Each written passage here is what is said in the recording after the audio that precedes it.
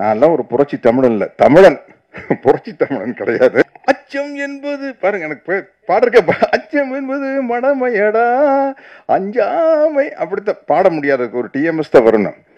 இல்லாட்டி ரொம்ப அழகா தனி உடைமை கொடுமைகள் தீர தொண்டு செய்யடா தானா எல்லாம் மாறும் என்பது பழைய பொய்யடா. சரியா பாட முடியல பாருங்க. இப்படி கூல் சுரேஷ், உங்க பேரை தூள் சுரேஷன் கூட வச்சிடலாம். கூலா இல்ல தூளா இருக்கீங்க. கூல் சுரேஷுக்கு பதிலா தூள் சுரேஷ்னு கூட அவர் பேரை மாத்திக்கலாம். விடுதலைகள் சிறுத்தைகள் கட்சியினுடைய எல்லா மேடைகள்லாம் அந்த பாட்டு ஒதுக்கும். விடுதலை சிறுத்தைகள் கட்சியினுடைய முழக்கம் இருக்குது, அடங்கமுறை அத்துமீறு. இந்த மாதிரி பிரச்சனைகள் இருந்துகிட்டு தான் இருக்கு. அமைதி படையில் இருந்தது, வேரம் புரியுது படத்தையே தடை பண்ணாங்க. அந்த மாதிரி படங்கள் இப்ப நிறைய வர ஆரம்பிச்சிருச்சு. தம்பி பா ரஞ்சித்துடைய படங்கள், மாரி செல்வராஜ படங்கள், வெற்றிமாறனுடைய படங்கள், அதெல்லாம் வந்து பிரமாதமான சமூக கருத்துக்களை கொண்டு வராங்க. கள போராளிகளுக்கும் கலை போராளிகளுக்கும் ஊடக நண்பர்களுக்கும் குறிப்பாக இந்த மாதிரி நிகழ்ச்சியில காண முடியாத முகங்கள். மனிதநேயத்தின் உச்சம் மார்க்சியம். அந்த மார்க்சியத்தை மக்களிடம் கொண்டு சேர்ப்பதற்காக சளைக்காமல் போராடி கொண்டிருக்கும் இந்திய கம்யூனிஸ்ட் கட்சியின் தலைவர் தோழர் முத்தரசன் அவர்களே, புரட்சியாளர் அம்பேத்கரின் வழி நின்று கொள்கை முழக்கங்களை எழுப்பி வரும் எழுச்சி தமிழர் தொல் திருமாவளவன் அவர்களே, பேசிவிட்டு சென்ற அன்பு தம்பி தமிழக வாழ்வுரிமை கட்சி தலைவர் வேல்முருகன் அவர்களே, மற்றும் இங்கிருக்கும் கலைத்துறையை சேர்ந்த நண்பர்கள் அனைவருக்கும் என்னுடைய முதல் கண் வணக்கத்தை தெரிவித்துக் கொள்கிறேன். கூல் சுரேஷ், உங்க பேரை தூள் சுரேஷன் கூட வச்சிடலாம். கூலா இல்ல தூளா இருக்கீங்க. கூல் சுரேஷுக்கு பதிலா தூள் சுரேஷ்னு கூட அவர் பேரை மாத்திக்கலாம். அந்த அளவுக்கு அருமையா இருந்தது.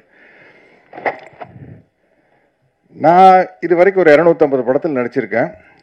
எல்லா படத்திலும் நடிக்கிறது எனக்கு ரொம்ப மகிழ்ச்சியான விஷயம்தான். அந்த படம் வெற்றி அடைந்தாலும் தோல்வி அடைந்தாலும் அந்த நடிப்பு பணி என்பது வந்து எனக்கு ரொம்ப மகிழ்ச்சியான விஷயம். நான் வந்து ரொம்ப மகிழ்ச்சியாக தான் ஒரு படத்தில் போய் நடிப்பேன். அந்த படம் ஓடிச்சுன்னா இன்னும் கூடுதலாக மகிழ்ச்சி வரும், ஓடலன்னா வருத்தம் வரும். ஆனால் நடிப்பது என்பது ஒரு மகிழ்ச்சியான விஷயம். ஆனால் பெருமைக்குரிய படங்கள்ங்கிறது வந்து ரொம்ப சில படங்கள் தான். சில படங்கள் சொல்றதை விட பெருமைக்குரிய படம்னு சொல்றது வந்து தந்தை பெரியாரா நான் நடிச்சதுதான்.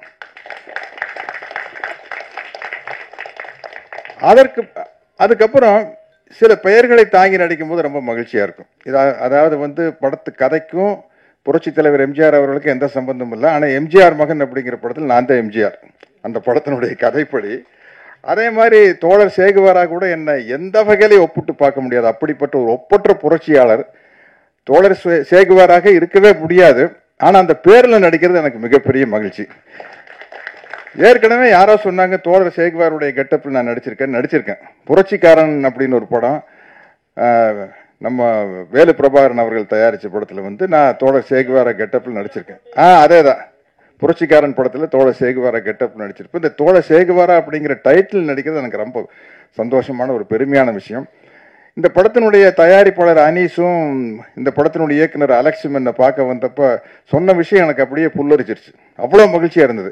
இந்த கதையை வந்து எழுச்சி தமிழர் தம்பி திருமாகிட்டையும் திராவிடர் கழக தமிழர் தலைவர் ஆசிரியர் வீரமணியாகட்டையும் போய் இப்போ கதையை சொல்லி இதில் இந்த தோழர் சேகுவாராங்கிற டைட்டில் ரோல் அந்த படத்தை இந்த காலேஜினுடைய ப்ரொஃபஸராக நடிக்கிறதுக்கு யார் இருந்தால் சரியா இருக்கீங்களா, தம்பியும் சரி ஐயாவும் சரி சத்யராஜ் தான் கரெக்டுட்டாங்க.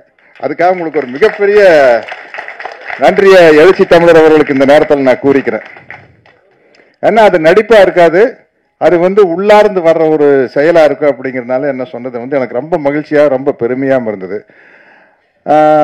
எனக்கு இவங்க இந்த சென்சாரில் வெட்டப்பட்ட காட்சிகளெல்லாம் இங்கே போட்டு காட்டினாங்க. இந்த எல்லா காட்சியும் படத்தில் இருக்குது, ஆனால் வசனங்கள் வேற. நான் மறுபடியும் அதில் ரீடப் பண்ணி வேற வசனங்களில் வந்து சென்சாரினுடைய விதிகளுக்கு உட்பட்ட வசனங்கள் தான் இந்த காட்சிகள்லாம் வருது இல்லையா. அதனால தான் அதுக்கு நம்ம சென்சார் சர்டிஃபிகேட் கொடுத்துருக்காங்க. அதனால வந்து அதை இந்த படம் செப்டம்பர் 20ஆம் தேதி வெளியாகிறதுல ஏதாச்சும் தடங்கள் வந்துடுமோன்னு விநியோகஸ்தர்களோ திரையரங்கு உரிமையாளர்களோ பயப்பட வேண்டிய அவசியம் இல்லை. சென்சாரில் என்ன சொன்னாங்களோ அதை மாற்றி பண்ணியாச்சு இல்லையா. ஏன்னா வந்து இது பராசக்தி காலத்திலிருந்து இருக்குது, வேலைக்காரி அண்ணா காலத்தில் இருக்குது. அண்ணா எழுதின வேலைக்காரிலிருந்து கலைஞர் வசனம் எழுதின பராசக்தியிலிருந்து இந்த மாதிரி பிரச்சனைகள் இருந்துகிட்டு தான் இருக்கு. அமைதி படையில் இருந்தது, வேரம் புரியுது படத்தையே தடை பண்ணாங்க. அந்த படத்தை வந்து அப்போ முதலமைச்சராக இருந்த புரட்சி தலைவர் எம்ஜிஆர் அவர்கள் தான் அந்த படத்தை பார்த்துட்டு இயக்குனர் பாரதிராஜா அவர்களை கூப்பிட்டு நீ தியேட்டர் எடு நான் பார்த்துக்கிறேன் அப்படின்ட்டாரு. அப்படி வெளிவந்த படம் தான் வேதம் போயுது. அந்த மாதிரி இந்த பல சிக்கல்கள் உள்ள படத்தில் நான் நடித்தேன். எனக்கு ரொம்ப அனுபவம் இருக்குது. இந்த படம் நடிக்கும்போது தம்பி அலெக்ஸை பார்த்தப்போ எல்லாருக்கும் தோழர் முத்தரசன் சொன்ன மாதிரி ஒரு சின்ன பையன் அப்படின்னு தான் நினச்சோம். ஆனால் நான் நடித்த காட்சிகளை பற்றி தான் எனக்கு தெரியும். ட்ரைலர் பார்க்கையில் தான் எனக்கே பிரமிப்பாக இருக்குது. அலெக்ஸ் வந்து அவ்வளோ அற்புதமாக நடிச்சிருக்காரு. அவ்வளவு அருமையாக, அவ்வளவு ஆக்ரோஷமாக சண்டை காட்சிகளில் வந்து அதாவது தன்னுடைய வாழ்க்கையில இந்த பாதிப்புகள் எல்லாம் நடந்திருக்குது. அந்த கோபம் வந்து அங்க தெரியுது. விடுதலை சிறுத்தைகள் கட்சியின் உள்ள முழக்கம் இருக்குது, அடங்க முறை அத்துமீறு அப்படிங்கிறது வந்து அந்த வலியும் வேதனையும் தெரிஞ்சாதான் அது நடிப்புல வரும். இல்லாட்டி வந்து அது சும்மா ஒரு நடிப்பா போயிடும். அந்த வலியும் வேதனையும் தெரியுது. அப்புறம் என்ன இந்த படத்துல வந்து புதுசா ஒரு சின்ன பிரச்சனையை கொண்டு வந்தாங்க என்கிட்ட. நீங்க இந்த படத்துல பாட்டு பாடணும் அப்படின்னு. பாட்டு பாடணும் என்ன இல்ல, வார்த்தையே வந்து அடங்க மறு அத்துமீறுன்னு வருது அப்படின்னு எனக்கு ஒரு சந்தோஷம். நல்லா பாடிட்டேன்னா விடுதலை சிறுத்தைகள் கட்சியினுடைய எல்லா மேடைகள்லாம் அந்த பாட்டு ஒதுக்கும். அப்புறம் எனக்கு என்ன பயன்னா, பாட்டு எப்படி நான் பாட்டுன்னு நான் எம்ஜிஆர் ரசிகன் தானே. எனக்கு இது பொது உடைமை சம்பந்தப்பட்ட பாடல்களா இருக்குது. அப்புறம் பாட்டு எல்லாமே ஹை பிச்சில் தான் ஆரம்பிக்கும். அச்சம் என்பது பாருங்க, எனக்கு பாடுறக்க அச்சம் என்பது மடமையடா அஞ்சாமை அப்படித்தான் பாட முடியாது. ஒரு டிஎம்எஸ் தான் வரணும். இல்லாட்டி ரொம்ப அழகா தனி உடைமை கொடுமைகள் தீர தொண்டு செய்யடா தானா எல்லாம் மாறும் என்பது பழைய பொய்யடா. சரியா பாட முடியல பாருங்க. இப்படி ஒரு ஸ்ருதி சுத்தத்தோட தான் வரும். பாடணும்னு நான் சொன்னேன். எனக்கு இந்த மாதிரி எல்லாம் பாட முடியாதுங்க. ஏதோ ஏன் லெவலுக்கு ஏதாச்சும் ஒரு இருந்தால் பாடலாம் அப்படின்னா. எப்படி அப்படின்னா, நல்ல ரஃபா நம்ம தம்பி அருண்ராஜ் காமராஜ் படிக்கல நெருப்புடா நெருங்கடான்னா பாடிடலாம். இல்லாட்டி ரொம்ப சாப்பிட்டா அண்ணே அண்ணே சிப்பா என்னென்ன பாடிடலாம். நீங்கள் எங்கேயாச்சும் கொண்டு போய் அச்சம் இருந்தது மடமேடா ரேஞ்சு குட்டுறாதீங்க அன்னைக்கு சார் அப்படின்னா, நீங்கள் வாங்க நாங்கள் பார்த்துக்கிறேன்னு சொன்னாங்க. அங்கே போனால் அதை விட கஷ்டமாக இருக்கு. நான் எவ்வளோ சிரமப்பட்டு பாடியிருக்குங்க தம்பி திருமாவர்களே, நீங்களே பார்த்துக்கல. அதாவது எனக்கு அதை பார்க்கல அடக்கமறு அத்துன்னு சொல்லிட்டு பாடும்போது ஏன்னா அப்படித்தான் பாட முடியுது அந்த பாட்டை. ஆனால் ஒரு பாட்டை வந்து ஒரு பெருமைக்குரிய பாடலா, ஒரு புரட்சிகரமான கருத்துக்கள் நிறைந்த பாடலா பாடுறது வந்து எனக்கு ரொம்ப மகிழ்ச்சி. எனக்கு அந்த பாடல்ல ஒரே ஒரு குறைதான் இருந்தது. இதையெல்லாம் இந்த அக்கிரமங்கள் நடக்கும்போது வருவான் புரட்சி தமிழன் என்ன காட்டுறாங்க. நான்லாம் ஒரு புரட்சி தமிழன் இல்லை, தமிழன். புரட்சி தமிழன் கிடையாது.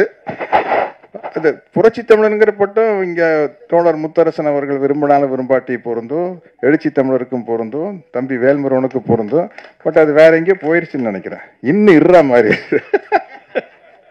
சரி பரவாயில்ல, என்ன அது என்ன அதனால ஒன்றும் பரவாயில்ல. அது ஒரு மகிழ்ச்சியான விஷயம்தான். என்னன்னா இந்த படத்துக்கு வந்து இந்த மாதிரி படங்கள் ஓடும்போது ஒரு பெரிய சமூக மாற்றம் ஏற்படும். அது காரணம் வந்து நீங்க பராசக்தியிலிருந்து பார்த்துக்கிட்டு இருக்கீங்க.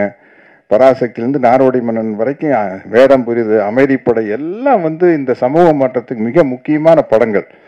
அந்த மாதிரி படங்கள் இப்ப நிறைய வர ஆரம்பிச்சிருச்சு. தம்பி பா ரஞ்சித்துடைய படங்கள், மாரி செல்வராஜ படங்கள், வெற்றிமாறனுடைய படங்கள், அதெல்லாம் வந்து பிரமாதமான சமூக கருத்துக்களை கொண்டு வராங்க. அந்த வகையில் இந்த படம் வந்து இதுல வந்து என்னதான் சென்சார் வெட்டி இருந்தாலும், இந்த வசனங்களை மாற்றி இருந்தாலும் சொல்ல வேண்டிய கருத்துக்கள் மக்கள் கிட்ட போய் சேரு அப்படிங்கிற மாதிரி இருக்குது. ஆமா, ஏன்னா வந்து சில சமயத்தில் அதான் வாத்தியார் படம், எம்ஜிஆர் படத்துல வந்து புரட்சி தலைவர் படத்துல உதய சூரியனின் பார்வையிலே உலகம் விழித்து கொண்ட வேலையிலேன்னு பாடியிருப்பாரு.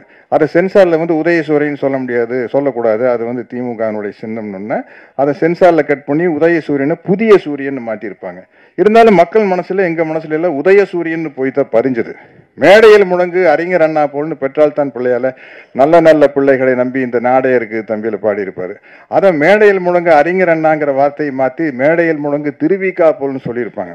இருந்தாலும் படம் பார்க்கல தெளிவா தலைவருக்கு ஒரு க்ளோஸ்அப் வச்சு அந்த வார்த்தைகள் வரும்போது அறிஞர் அண்ணாங்கிற வார்த்தை தான் மனசுல போய் பதியும். அதனால வந்து இந்த படத்துல வந்து எல்லா விதமான சட்ட சிக்கலையும் தீர்த்து சென்சார் சர்டிஃபிகேட் வாங்கி செப்டம்பர் 20 இந்த படம் வருது.